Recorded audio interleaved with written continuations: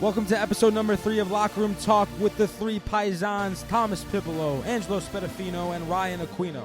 In this episode, we're talking the newer and better version of the age-old debate, is water wet, fantasy football, and introducing a new segment called the Stoonad of the Week, along with much more. Hope you guys enjoy. Let's go.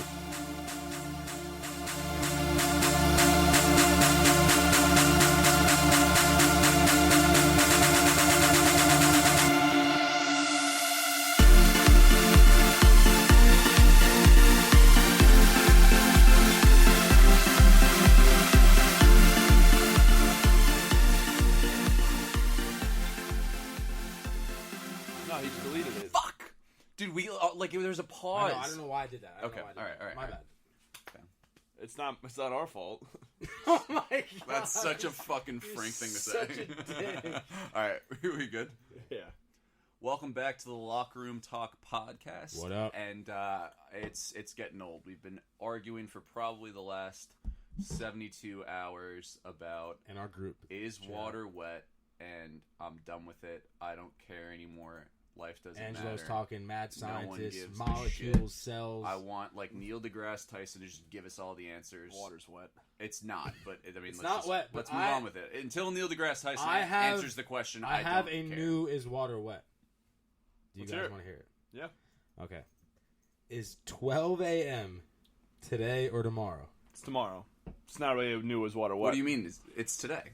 No, 12 a.m. is tomorrow. But if now was 12 a.m., it'd be today because how is now yesterday or tomorrow? I think he means the next 12 a.m. that pops up. So it's 3 p.m. right now. At the 12 a.m. mark, that is tomorrow. That's tomorrow. Yeah, 100%. It's not even close. But how is it tomorrow? Because it is tomorrow. Because the date will be the 31st, I believe, and that's no longer the 30th. I don't care. I don't care what the date not say. I don't today care what the anymore. dictionary says. I don't care what the website say. 12 a.m. is not today nor tomorrow. It's shared by today and tomorrow. It's a purgatory of dates. Yes. No. That makes no sense. No, it's not shared. Why does the date flip then? It's just. I don't care what the date flips. I don't care if the freaking dictionary, if anybody says that it's... So where are you getting this from? Okay, What's the thought going let's- into yeah, it, what's it your thought? being So a purgatory of time? If today started at 12 a.m., right? Okay. To be 24 hours, that 12 a.m. needs to be... It needs to hit 12 a.m.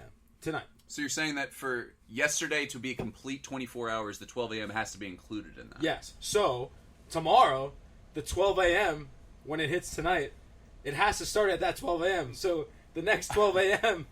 is 24 full hours. No, okay. So, therefore, it is shared by both. No. So either it's shared or there's not 24 hours in a day. The 365 year day, so 365 day year it's an average of each day. It's the time. So a day, the 360 degree rotation Here we of go with Earth. Angelo being a scientist. No, I'm again. actually on board for No, this. the 360 degree day rotation, it actually takes place in 23 hours, 56 minutes, and 4 seconds. So there's an extra, what is that, 3 minutes and 40? Yeah, 3 minutes and change. So, because of that, the Earth's rotation in a day is about 361 degrees instead of 360 degrees. And then over the full 365-day year, it's an average of 24 hours. So, what does that mean? So that means that each day technically isn't 24 hours, and that's what. No, That's not like that's not the Every blow your 4 mind Everybody part of thinks it. that a day Every is 4 24 years- hours. It can't be perfect. The amount of time that it takes to do a full complete rotation of the Earth is not exactly 24 hours, but we say it is All just I to wanna keep know everything the is same when and this consistent. clock strikes 12 o'clock on the dot. 12 tomorrow. It's tomorrow. It's tomorrow. 100%. Because it's the next- same How? people who That's the determined that a day's definition of- 24 hours who Yeah. was technically How wrong is in it the not first shared place. by both? Oh my god. Every 4 years, we have an extra day. It's called a leap year, and that's what makes up for it. And then it resets again. You're just slowly building up the leap therefore, year. there's not 24 full hours in a day. Technically speaking, no, but technically speaking, yes. It's up for debate, but it's 24 hours in a day. Then after four years, the end of February, we have a day. I just want you guys to think about it. Think about it. I think it's a new as water. I have thought about it, and I disagree with you.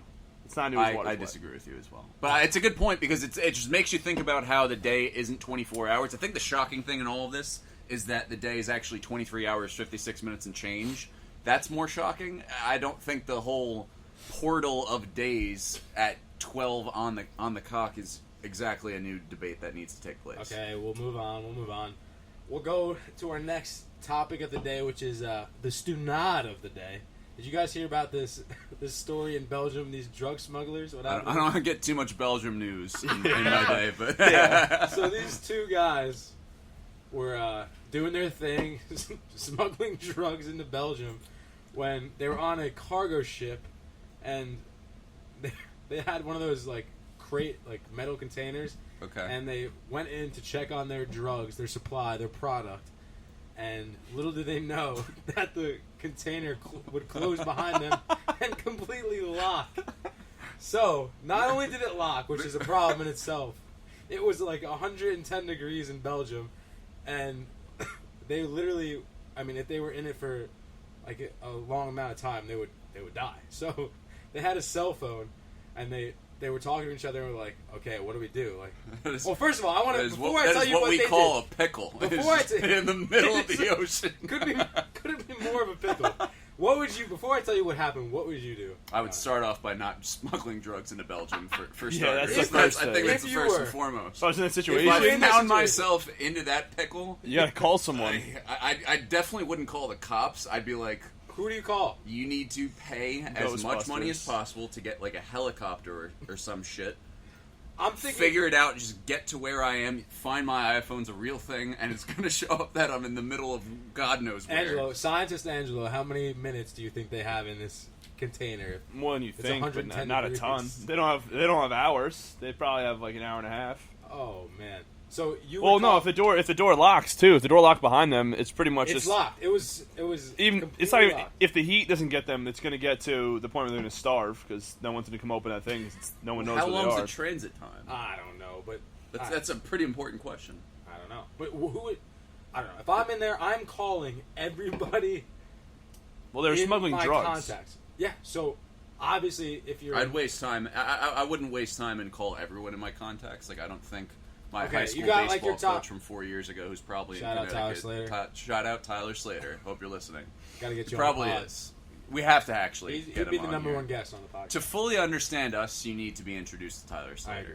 He's just so you guys would call the GOAT. I'm thinking the mom, dad, maybe sister. Not call my parents. Dude, you're Not gonna stuck help me. in a crate in the middle of the ocean. Yeah, with I don't drugs. think I'd call my parents. You're going to jail for. They're like a long they're time. like the 10th pair of people I'd call. to go. Well, I guess it's like the cops. I found the story. They were I don't they were think stuck. I'll tell you what happened. They were stuck in the port of Antwerp, so they were already Antwerp? they were already delivered. So they're just sitting in the entire shipping container. Oh, and they could have been like the thing. 90th container Yeah. people got to. Oh, Yeah, gotcha. so they're stuck there. So tell us what happened. So I'd And bang they- on the doors until I passed So- the fuck Well, out. they called the police and then obviously were arrested. But they a stripped, classic who done did it. Just sitting there naked they in a stripped container down filled with naked dope. because they were dying of heat. Yeah. And that was just Happened to an that's uncle the of mine. Stoonad Yeah. story Yeah. today. Stoonad. What are we talking about next here? Well, today we're going to start talking about fantasy football. Some people have already had their drafts going. Teams have It's reported the to camp. most wonderful time of the year.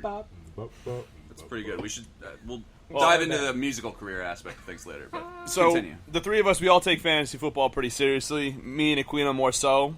Pip is pretty bad at it. He's awful. And But- like if you want the prime fantasy knowledge, if you want to know what to do in your upcoming draft, Do not listen to to 2 out of 3 of us. So you're going to want to listen to Angelo and me, Guys. and he's going to get a bunch of I shit. will admit, Throughout the entire podcast, because I mean, when you've come in and spoken as much shit as Pip has and have never made the playoffs, I mean, you can't imagine you're not going to get shit guys, for it. I will so. admit that my fantasy football career is off to a very, very slow start. So, It hasn't based off moved of my yet. track, Yeah, I based mean, off of my it's not your track story. record, if you want to win your league, you do exactly the opposite of every single thing I say. However, I'm changing it around. This year is different. This year's gonna be different. I think did he not say that last year, Angelo? Last year, Pip guaranteed he would win, and now he has to piss his pants because he came in last place. At least I have the cojones. I guaranteed something this year as well. I started I the guaranteed track. that I'd make the playoffs in my fantasy football league, and I'm sticking by it. That might be something where if I don't make the playoffs, you might find it on our Instagram page. I don't know. I think Pip is a little bit too chicken to do it this year, but we'll try and get your support to make it happen. Nah. But you don't even have to worry about seeing me piss my pants on Instagram because it's not going to happen. I'm going to make the playoffs. I don't know about that. What would make you say that I don't have? Well, a shot I've realized that I've been struggling as a fantasy football owner, so I brought on another owner, a co-owner, Anthony Jadanoff, who hopefully will be on the show. You're basically the Wilpons, bringing in outside help. I'm admitting that I've had struggles. I need him to teach me the ways, and we're gonna form a dynasty here in the next. Has years. he had recent success? I don't know, but I know he's a smart guy, and 2 smart guys is better than 1 guy. You sound like a bad sports team So- right now. You sound like the Dolans. So continuing on, we're gonna give us some people that we think are maybe a first round bust, some late round sleepers, and we're gonna talk about some new faces and some new places. Yeah, so let's kick off. You want to kick off starting new faces, new places? Yeah, so the most prolific, probably one of the biggest stories in the NFL last year was the Antonio Brown Steelers. I don't even know. Like, shit show is a good word for it. But Antonio Brown traded to the Raiders, so what do you guys think about Antonio Brown for this year? So let's go through, let's give each move a grade in terms of fantasy football, what's going to happen at their new team. So A will be like a major upgrade from last year. B would be a solid upgrade. C is the same situation, so basically just like a lateral move. D would be a solid downgrade, and F would be a major downgrade. So Antonio Brown. I'll kick it off with Antonio Brown. I think Brown is going to be fed the ball a lot. Like, I think his volume is going to go up. If Gruden Gruden's going to feed him until the cows come home. He is going to feed him the ball. The question is, can Carr get him the ball? I don't really think that Derek Carr deserves all the shit that he's been getting. I mean, I know everyone's like, oh, he had one good year and they paid him all this money. Well, first off, you're not going to not accept all that money that they offered him. And second of all, that season where they made the playoffs, then he got hurt right before the playoffs. That was the last time that his team's had a good offensive line. What do you give the Antonio Brown move in fantasy football terms? From a fantasy perspective, whereas his situation from last year to this year, yeah, it's like a D. You think it's a D? You think it's a solid downgrade? A major downgrade? It's a downgrade. Yeah, he's going from a top 15 quarterback in NFL history to a quarterback that the jury is still out on. He is besides Tyro, he's the only guy. Yeah, but Antonio Brown led the league and was a top 5 guy in targets every single year. He's going to do the same shit this year. You had Juju Smith-Schuster. Yeah, and now they you don't see his targets going way up. It's going to be easier. It's going to be easier for teams to hone on him because they don't have to worry about.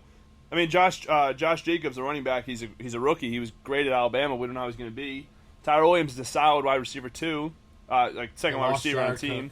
They lost Jared Cook, and I don't know. I'm not saying he's going to be the Antonio Brown show. He's going to be a stud like he's been forever, but his situation has undoubtedly got worse. If anything, I think it's a strong. I think he's going to have I think he's going to have a good year, but it's not really. He's been a top 3 wide receiver every single year. So if he's not a top 3 wide receiver, then it's a downgrade. That's true.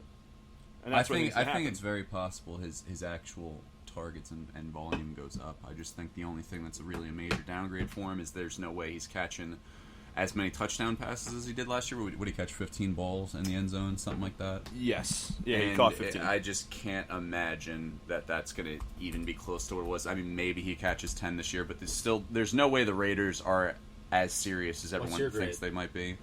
I think it's a B. I think it's a downgrade. No, that's an upgrade. How is B? C is neutral. D is downgrade.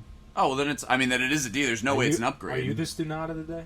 How am I the Stoonad of the day? You just got that wrong. But A would be like going up, and then B's like pretty much staying the same, right? No, it doesn't matter. C is the same. C is the same. B is solid. I wasn't paying attention. Either way, it's a slight downgrade for me just because of the touchdowns. That's really I can't imagine anything else. Touchdowns are going down. Yeah, and that's scored 15 touchdowns. It's tough to repeat. Exactly. So the next guy we're going to talk about is Odell Beckham Jr. Obviously, Odell went from the Giants, my beloved Giants, our beloved Giants besides Angelo, to the Cleveland Browns. What do you guys see as far as a fantasy change, if anything, for Odell? What do you grade it? I think this is definitely. I'd say it's probably an A or a B, maybe a B plus. Eli Manning has been a below-average quarterback, and not 100% his fault, but he's definitely slowed down a lot. The offensive line has been great, and I think the situation in Cleveland is a lot better than the situation in New York was for in terms Odell. Of fantasy? In terms of fantasy, yeah. I think he's the clear number 1 option, and they have a lot of talent